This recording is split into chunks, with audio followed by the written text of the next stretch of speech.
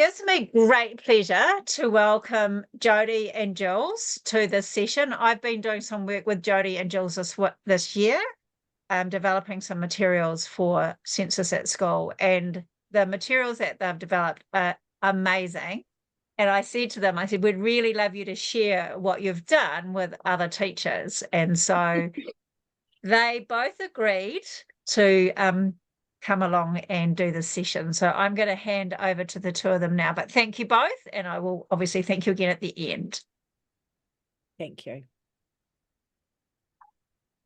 Noa te mautu ara roa ahau, ko te rai o kawharu toku kura, no Jody ahau.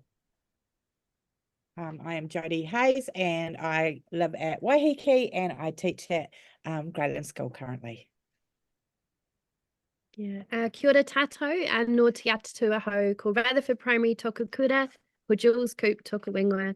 I currently teach a junior classroom at Rutherford Primary School in Te Atatu, which is in Tamaki Makaurau. So yeah. So we're here to talk to you today about the materials that Pip has alluded to that sitting on the Census at School website. But we're also here to really emphasise the purpose of those materials, which is to support kaiako to build effective practice in the junior school statistics classrooms. Of course, the materials on the website are also for year 4 and above, but we're here today to just talk about the years 1 to 3. So when we thought about what really makes a good statistics lesson, 4 different points came to mind. So the first one is around making learning purposeful.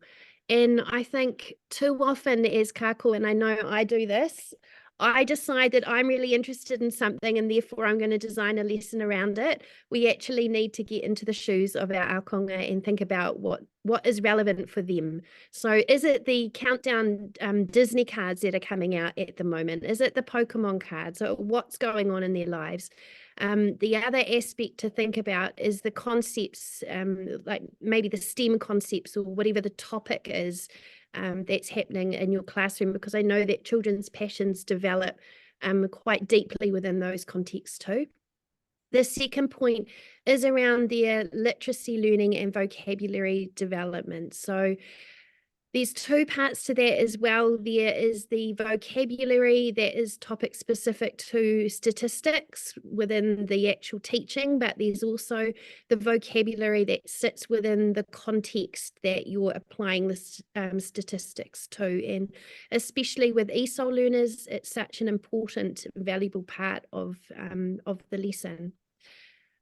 We also need to make sure that following the statistical investigation, that there's some kind of outcome or key action that links the mathematics that the children have just done back to their lives, to make it purposeful and really to give weight to the statistical investigation itself.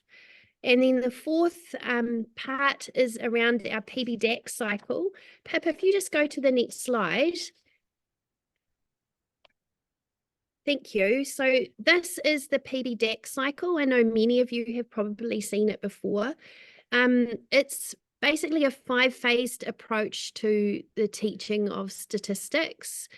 What I find in classrooms where I'm teaching, but also where I'm working with kaiako to develop their practices, too often we infer that students can do one of these phases and we kind of skip over it.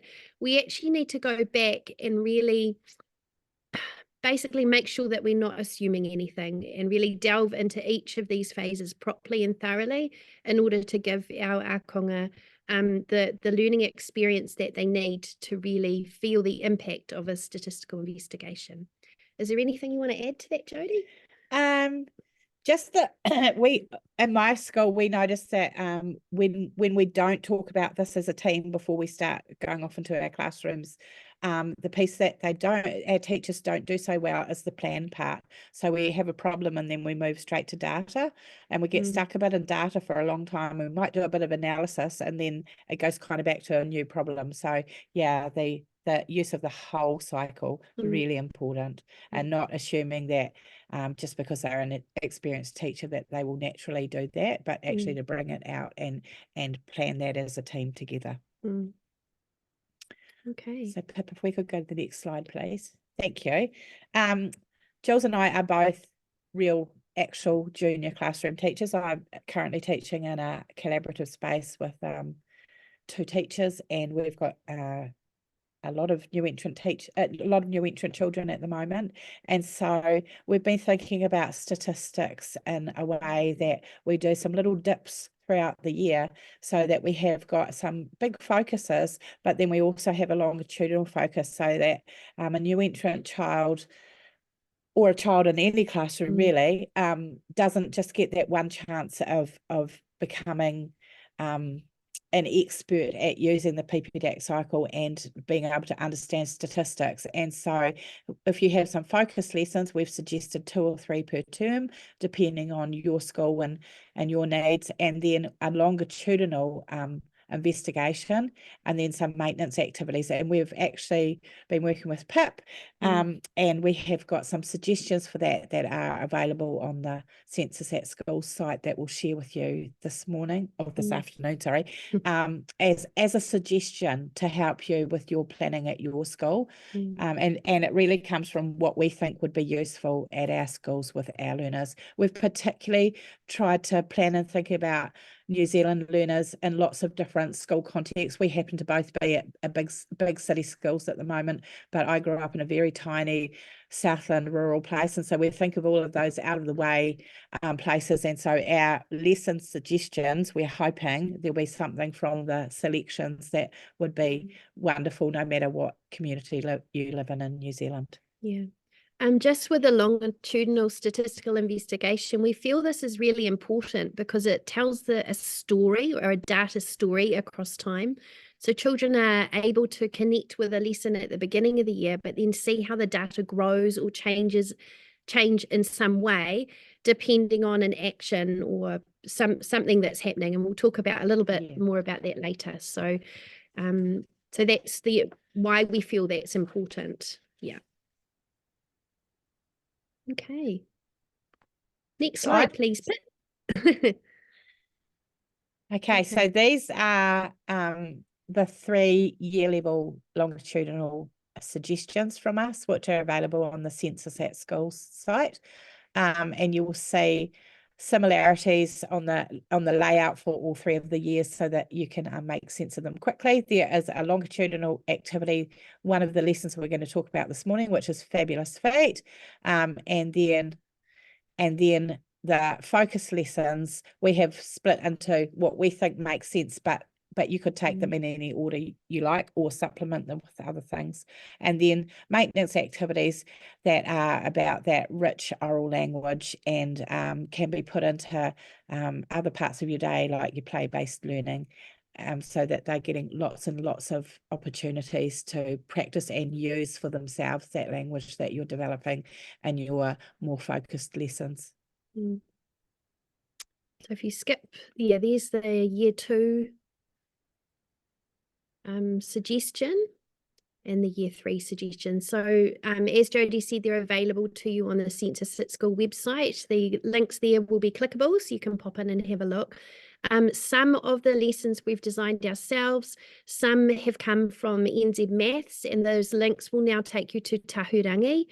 And some of those lessons have come from Census at School, and they'll go straight back to the Census at School website.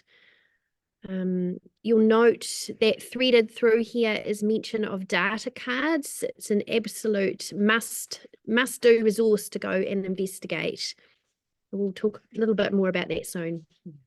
Okay, so if you go to the next slide, Pip, we've picked out 4 lessons that we'd just like to do a quick flick through today.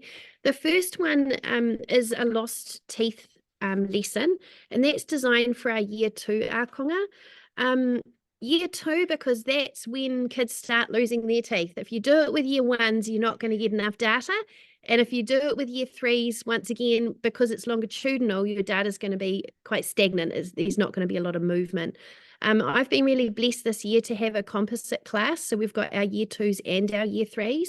So it's been a fantastic lesson to do across the group, comparing the two age groups. So as you know, wiggly and lost teeth are super important to our 6-year-olds. This lesson involves a really chunky setup lesson at the beginning of the year, and then it's up to you how you roll it out as the year goes. I tend to do a check-in every few weeks, or like what we've got at the moment, we're checking in a lot because the dental nurse is visiting us currently. Pip, if you want to just click into the Our Lost Teeth link there, it'll take you to the Census at School lesson plan. So if you scroll down, Pip, we'll just start with problems. So we're going to talk through the PB-DAX cycle. So within the problem phase of this lesson, we need to make sure we're defining the difference between a wiggly tooth and a lost tooth. So for some children, they use those words interchangeably. It's really important. We need to give our children time to explore the idea of lost teeth, why they come out, around other animals and whether they lose teeth too. Sharks is always a fascinating topic to add in here, and also what happens with the tooth. Now, I found a little hospice shop gem. This is a book by Selby Beeler, Beeler. It's from Canada. It is available on Amazon. It's called Throw Your Tooth on the Roof, Tooth Traditions from Around the World. It's my new little gem, and it would link perfectly to this lesson. Through the problem phase, we also need to actually pose the question with our ākonga. So how many teeth have our class lost? And then we need to talk about predicting outcomes. So how many teeth have we got altogether? We're not going to be losing any more than what we've already got. So making sure our predictions are sensible. Then we go down to the actual planning phase, and you can see here a little snippet from one of my lessons that I have done at school, where I presented the children with some pictures of teeth, and we talked about how we could show within the planning phase how many teeth we'd lost. So Tim here has cut out 4 teeth and written his name beside the teeth to display on his little column how many teeth he has. And we make these as individuals. We also need to talk about what a column would look like for a child with no teeth. Now, they may feel quite disappointed at this phase if they haven't lost any teeth, but we can also change it up a bit and look forward to all the teeth that they are going to lose in the future. So giving them a nice big tall column ready to stick their teeth on can be quite an effective thing. Talking about comparisons, so I've already lost all my teeth. I'm not going to lose, well, I hope I'm not going to lose any more. And also thinking about the process in which we go through to actually answer the question as well. So what you might ask at another person. So Jody, how many teeth have you lost? Or that kind of thing. So you're posing the question. So if you scroll down to data, there's a really lovely phase here with a mirror where you give the children time to go and explore their own mouths. They love this phase. It's really, really important. They'll realise that their teeth are different. They'll realise all sorts of different things about their mouths. It's really interesting. It's all about them, very egocentric and appropriate for their age group. Then if you scroll down to analysis, you can see that we've lined the columns up, and I do this, and it's kind of the opposite of a slow reveal graph where it's like a slowly built graph. So we line the columns up and talk about how we know who's lost more than somebody else. And we always have a gap between the column, which is very important. And then I draw like an x-axis line to line the columns up so they're even. And then we have our y-axis up the side just to help form the count. And then ta-da, it's a bar chart. Then after that, within the analysis phase, it's really important our use of the word most. So when we say that, most children, we're actually referring to more than half. So I always go back to these key questions that are stated here to help guide my own teaching as a teacher to make sure I get the vocabulary accurate. It's really, really important. So we talk about what is the most frequent number of lost teeth, and how many teeth have been lost altogether, which is always a really good question. Then there's a second part of the, I'm just thinking about the time, then there's a second part of the lesson where we look at a summary display. So we have a little think about how many teeth we have lost and create this next graph, which shows basically that, yeah, there were more people that lost, well, there were 6 people that lost 6 teeth. So it helps us to read the data in a different way. Then we can compare and contrast the different graphs and look at what they're offering us in the differences between them. Right down the bottom, there's some follow-up sessions. So I actually have the first graph on my cloak bay wall. And what happens most mornings when parents come in with their little darlings to hang their bags up is there's a tooth conversation. And it helps to support the vocabulary. It helps to support going back and reading the data. Kids come in with their lost teeth to show me, and I give them a tooth and we go and glue it up on the wall. It's a very, very exciting process. The summary data I tend to change once a term with a purposeful focused lesson, and we look at how the summary data has changed over time. We're currently comparing year 2 and year 3. We've currently noticed that our year 3 our konga in our classroom have lost more than our year 2, and we're wondering why that might be. That's where we're up to. So yeah, are there any questions around the lost teeth graph before we move on? I think we're good. No? All good. Okay. Next slide, please, Pip. Go for it. Okay. The next lesson that we thought we'd talk about is also it could be a longitudinal lesson or it could be a focus lesson. It is a year 3 lesson that you could simplify, but we thought it's a great lesson for year 3s because they're at the age and stage where they're thinking about beyond themselves and into their local community. Statistics, as we've said, is a powerful way to connect across the curriculum and give our konga agency. And so in lots of our schools, we have got a sustainable living or an environmental focus that this lesson would be really fantastic to use. It is something that people can be quite emotive or quite opinionated about what should be in lunch boxes and not, and so data that is some things that you've collected yourself is harder to argue with than just an opinion. It's a great link to Te Ao Māori and thinking about the aspects of Papatuanuku and Papatuanuku's health, and then our own health and how we care for both of those things. We have got the children, if we could go to the lesson, sorry, Pip, we have got the children anticipating what it means for their lunch to actually be litterless. So that's the first thing that they will talk about in the lesson. When you're posing the problem, we're talking about having sustainable ways to live at home and at school, and that to be able to do that, we need some data around that. And then the investigative question of, are our lunches litterless? We have to then think about what we actually mean by that, because in different communities and different groups of people, what litterless is would be different to different people. And so in the planning phase, we put some prompts in there to guide that discussion. Like, would it be just our lunchtime we're talking about, or are we talking about all of our food that we consume at school together? And that idea of rubbish can be quite contentious. What one community would think is rubbish would be different in a different community. So to clarify for you in your class of children, whether that includes recyclable materials or not, and does that include things that are going to your school compost or not, because depending on those parameters you decide on, you'll get different data, of course.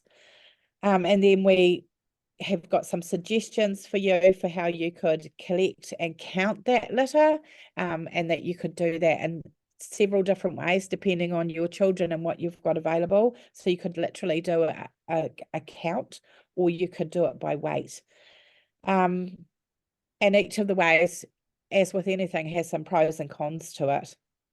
And so just to make those decisions together and accept that, yes, you might come back to it and you might actually do the data collection on a second time in a slightly different way based on what you found. So not to kind of explore every pro and con and get stuck in that piece, but to move on and think, okay, well, we can come back and make some different decisions for the second time.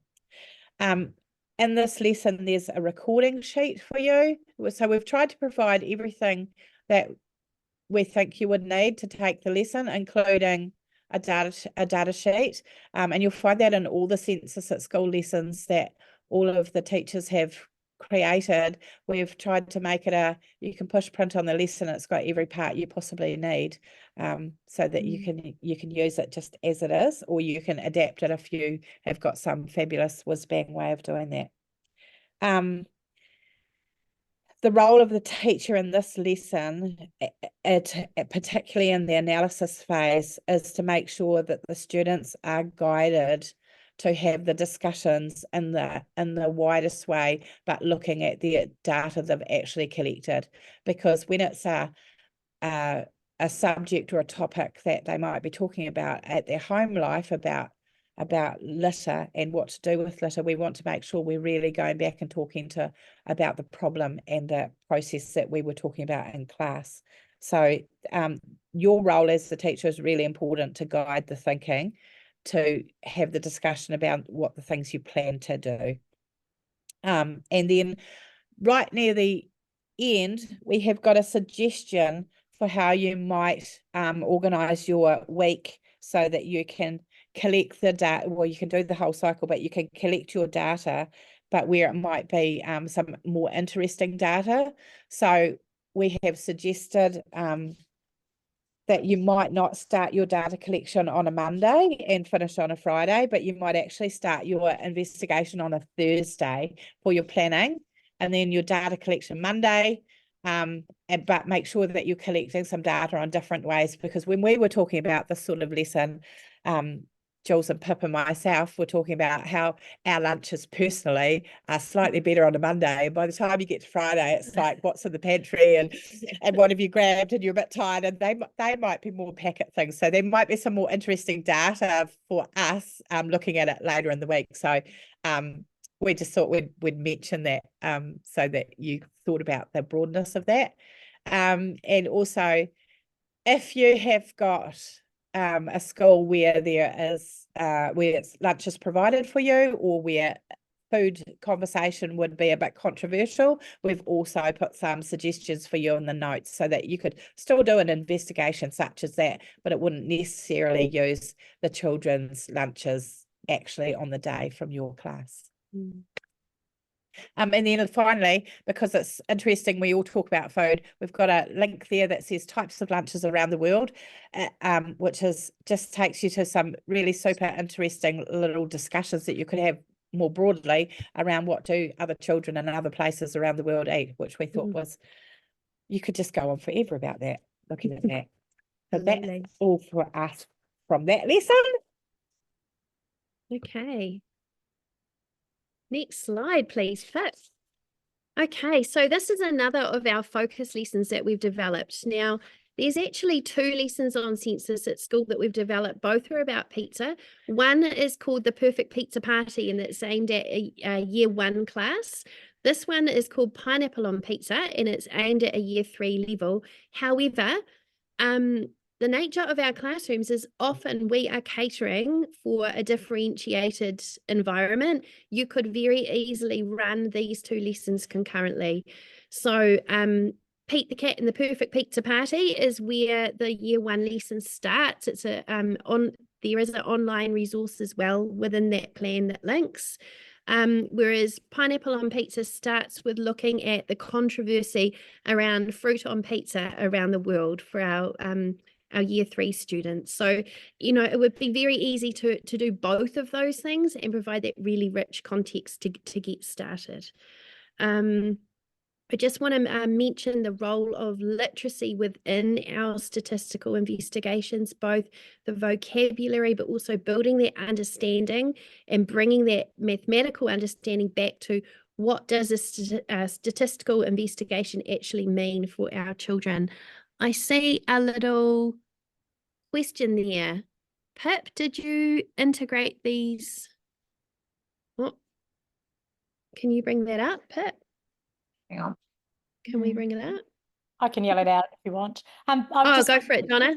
Yeah, I was just wondering, did you integrate these across lots of the other curriculum areas that you were teaching in your classroom, or was it just a standalone maths topic? For Lost Teeth, it was a standalone, but it kind of became all-encompassing as the year grew. This, the pizza party, pineapple on pizza, I actually ran. It started, we did it during the Olympics, and it started as a standalone, but it became a discussion around food in different countries. And we ended up having a shared food day where we bought something that represented who we are and our favourite foods. So all of these lessons have the potential to grow. Yeah, it's quite. And that's in the notes for teachers at the end. All the ideas that you have as you're trying to make a specific lesson that bubbled into our heads that we thought that would be interesting to teachers. We've added all of that at the end so that you've got the lesson as a guide, and then without all the complicated sideways tangents for you. Yeah. So Pip, if you just click into the plan. Okay, so where we start is really, like I've said before, checking out that topic-specific vocabulary. Within my lesson this year, we actually talked about pepperoni. Like, what is pepperoni? And we brought some in, and we all had a taste. That was quite exciting.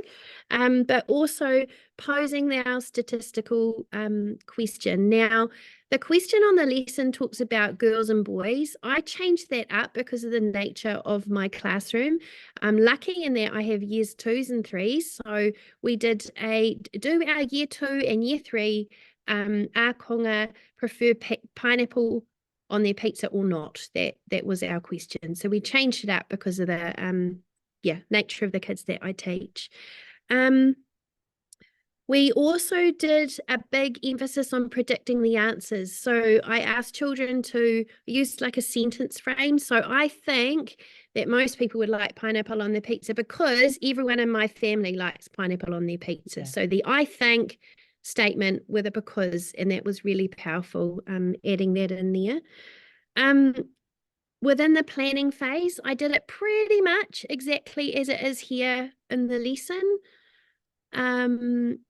What I really honed in on was the difference between the investigative question, which was the title for our graph across the big piece of paper, and the survey question. So the survey question is around what's actually going to come out of your mouth when you ask somebody for the data that you're going to collect. So what year are you at school?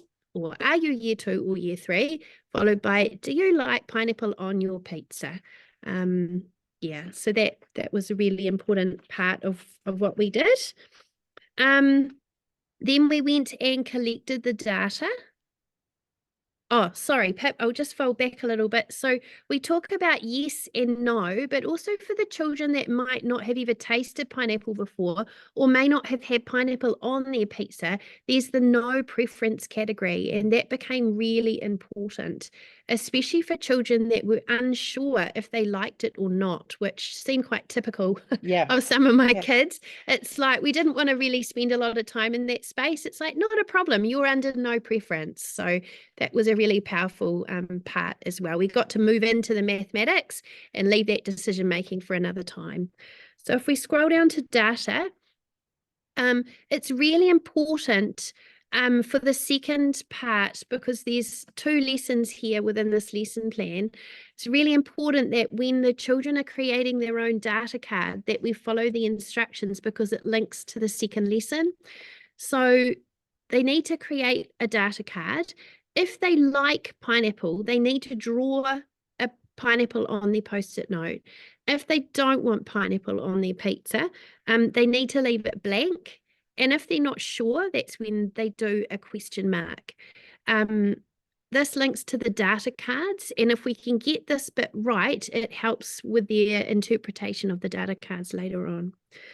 The analysis, once again, the word most, just me being very careful how I model using that word. Talking about years 2s and years 3s rather than boys and girls, and why that might be so. I'm very fortunate to work with 3 other classes at my level, and so we actually all did this on the same day, which was really powerful as well. And then the conclusion, making sure that we are actually answering our investigative question. We need to consider and predict what other classrooms might anticipate, but also linking back to the very beginning of the lesson when we talked about different cultures, predicting what, for example, a classroom in Italy might think about pineapple on their pizza. Then we have a look at the second part of the lesson. So this is where the Census at School data cards come out. So some amazing people, including Pip, have created these Census at School data cards for years 1 to 3. These are them. The idea is that you print them out, you laminate them, and you chop them up. Now you can see, just looking at the top line across the top, there's the little girl with number 1 coming out of her mouth. She has a pineapple on her t-shirt. That means that she likes pineapple on pizza. The little girl at the top with the greeny t-shirt, she doesn't have anything on her shirt, which means that she doesn't like pineapple on her pizza. And when you see a question mark, so there's one 4th row down in the first column, that means that that child has, they don't have a preference. They haven't quite discovered whether they like it or not yet. So this data is data set is from a sample taken across children in Aotearoa of our age group. So we're able to, basically repeat a similar lesson, but instead of using our own data, use data from a set that has been populated from a wider New Zealand-wide sample, basically. So if you scroll down into plan, you can see a similar table. It wouldn't work for me because I use year 2s and 3s. Oh, actually, it does have year levels, doesn't it, Pip, on the data cards? Is that the 1, 2, and 3? Yeah. Yeah, it's the 1, 2, and 3. No, the 1, 2, and 3 is the number of languages they speak. Oh, maybe it's the older kids' data The older cards that kids have the do, year level. Yeah. Because these are mostly year 3s, because year 1 and 2s don't actually do census at school. Okay. Yeah, but it's still giving us New Zealand-wide data. So the idea is that you basically repeat a similar process, but using these data cards. And then within the analysis phase, you're then able to make comparisons between your class and within and with the national data as well. What I discovered is that I myself predicted kids would like pineapple on pizza. In my class, they really don't like pineapple on pizza. Whereas there are other classes in my school that really do like pineapple on pizza. So we've had some fascinating conversations, and wonderings why that might be. Is there anything else there? Yeah, I think that's probably it. It's also a fabulous introduction for the use of data cards from Census at School. It's a really nice, gentle approach to making use of them. And from that, you can look at the data cards and have a think about what else might be on them with your ākonga, and that can then drive forward into other sorting and other ways to manipulate the same data. Yeah. So the final lesson we thought we would share with you briefly is a year 1 lesson, because we've talked a lot about year 3, and we thought we would show you something that actually comes from a piece of Census at School data, even though they don't do that with year 1s, to show that you can actually use the Census at School data even if you're not teaching at that year level. This lesson, of course, could be really really easily adapted. So this lesson focuses on cats and dogs, and whether you have a preference to cats or dogs being your favourite, or no preference. But I know myself, for our class, for our oral language, every day we do a little would you rather. So you could easily change the topic to be your would you rather for the day, and then do some use of that data that you've collected on your focus. So we had, would you rather have a pet fly or a pet worm as one of our would you rathers this week, and we could very easily turn that into this lesson. The Census at School data exists for this, which makes it interesting to be able to do some comparisons and talking about different groups of people's data. It's really a high interest topic for my little people. They have got strong opinions about whether they like cats or dogs or neither.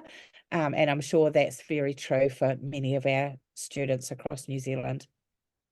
In this lesson, we introduce the possibility of doing this by using sticky notes or little picture cards that you self-create, and creating the picture graph on the whariki on your mat yourself, or using a graphing app tool, which is called Gracie and Friends Data Toolbox. And on the lesson, under the resources, there's links for you there. So if it's in blue, it's a clickable link.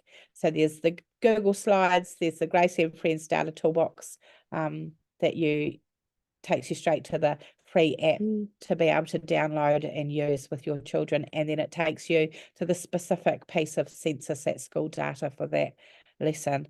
The Gracie and Friends Data Toolbox app became a very exciting little addition to my class. I hadn't used it until Pip introduced us to it, and now we have got all sorts of uses that we have for it, because you can actually add your own symbols. So you can literally personalize it to be any piece of data that you wish to collect.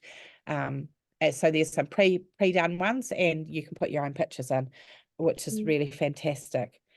So we have been using this kind of idea as our start of the day, part of our welcome, so that our statistical thinking is in our everyday experiences, which has been in a very accessible way. It is really wonderful to give your children lots of opportunities to be able to have an opinion and know that their opinion counts for something, and that it's important. And so when we come to the piece of the lesson where you talk about what you notice about where people have placed their picture card, or if they prefer cats or dogs, I know that guiding my children through the conversation about what could you say about what that is showing, we've got better and better and better at that. The first few times we did it, it was very a couple of children talking, and the rest kind of not necessarily looking like they really understood. And now they're passionate. They know what that data is showing. They know what it's telling them. They can summarize that for themselves orally. And now we're on to the piece about where we can identify if there's things missing or things that we'd like to go and collect a second piece of data on. So that idea of actually now they're starting to drive, we actually want to know the next piece, is pretty exciting for children that have been at school just for a few weeks. And like I said, you can do that as a picture, or you can do that on the app. If you're using the app, you can screencast it to your big screen, so you can do it on individual iPads, or you can do that as a guided lesson with the children coming up and clicking and putting their piece of data in, and you can see it on the big screen, so you can teach them that as a class without having to manage however many iPads separately. So it can be a kind of guided until gradual release to the children able to do it themselves. And then we've just printed out some of that and put it on display in class with some statements, so that when they're coming in and talking with their parents in the morning, instead of that being in books or hidden on slides or digital places, that's on our walls, so it keeps those conversations going. And then we've done that, extended that further with a home learning little activity, to then they go and talk to their people at home about whether they prefer cats or dogs, or they don't have a preference, and that idea of why. then finally, and the notes for teachers, Pip's prompting me for something. Yes. No, just Are you- scroll down. Okay, good. Okay.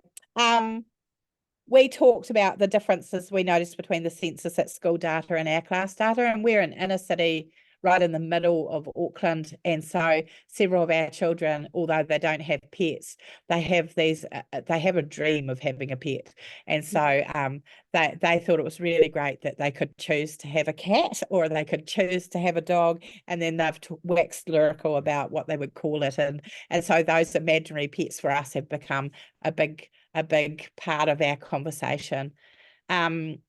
We went a little further, and one of the suggestions is there's a link that's 35 cool things about pets from National Geographic's Kids, and so I didn't intend to, but because the kids were so excited, we've taken that idea of talking about and thinking about and looking at pets in all different ways, and so we had to just squish that in. That was not planned, intended learning that we were doing, but it was very responsive to what the children were interested in. Mm-hmm. So yeah, like I said, your whole would you rather can kick off a whole lot of different experiences for your children. And so rather than being just an oral language, it can be oral language and with a really important mathematical link to it. Mm.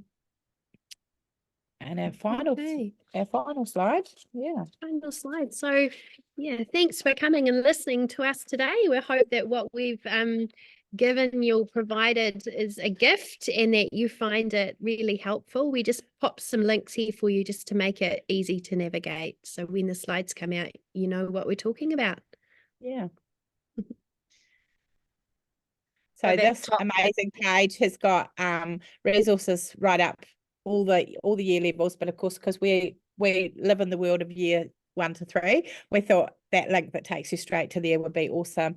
There are so many good things on there, and as you know, Pip keeps working on getting people to add things. If you create an amazing idea for a lesson, there is a button, I think it's on the right hand side, and you can submit it might not be that part of the page, it might be on the front page. Anyway, you can submit your amazing lesson, and it's so cool because then you add to the ideas for us as New Zealand teachers, and that's how things become amazing. So don't be shy to do that. I would have been shy to do that. Yeah, me too. But yeah, it's really nice when you get other people's ideas because it prompts ideas for yourself. So any questions before we do our final colour care?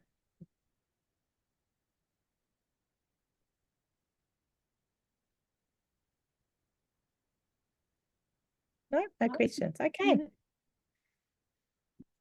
Thank you. Thank Really you. kind of you.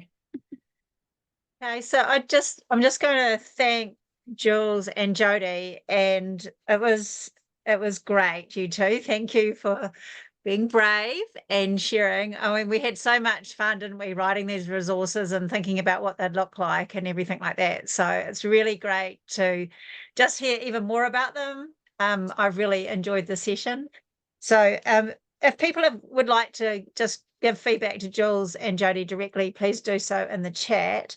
And the resources and videos will be available on AMA Online pages next week. Just a reminder, there's some funds out there at the moment for the Carmen Awards, which I believe, Jules, you've won in the past. So there's lovely opportunity there if people want. And our next AMA Online is the 4th of November, which would be the one that would be of interest to teachers that teach years 1 to 3. The other 2 dates there are for senior secondary, so we're probably not going to worry too much about them.